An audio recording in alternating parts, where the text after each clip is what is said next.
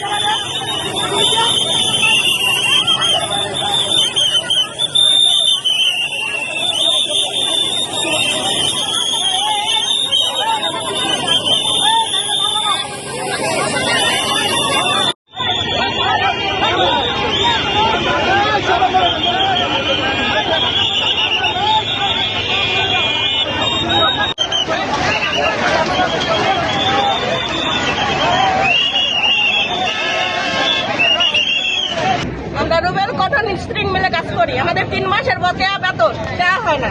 4 মাস চলতেছে, তারপরও বেতন দিচ্ছে না। আমরা কি কাজ করে অপরাধ করেছি? আমরা কি মিলে কাজ করে কোনো অপরাধ করতে মালিক পক্ষ আগে থেকে জানাই কেন দিল না? যে তুলা আসবে না, তোমরা অন্য চেষ্টা করো। যখন তুলা আনতে পারবো তখন তোমরা এসে কাজ করো। আমরা সেই ব্যবস্থায় করতাম। আমরা অন্য মেলে লাইগেও গেছি, তারপরও আমাদের বেতন দিনে কইলা নিয়ে আসছে ফোন করে আমাদের সুপারভাইজারকে। তার মুখে কি আসাটা অপরাধ হয়ে গেছে? এই অপরাধের আমরা জবাব চাই যে আমরা কি অপরাধ করছি কাজ করে। আমাদের বেতন দেয় নাই। 2 তারিখে তুলা আসার কথা ছিল, তাও আসে নাই। এখন মাসের 6 তারিখ, আজকে বেতন দেওয়ার ডেট।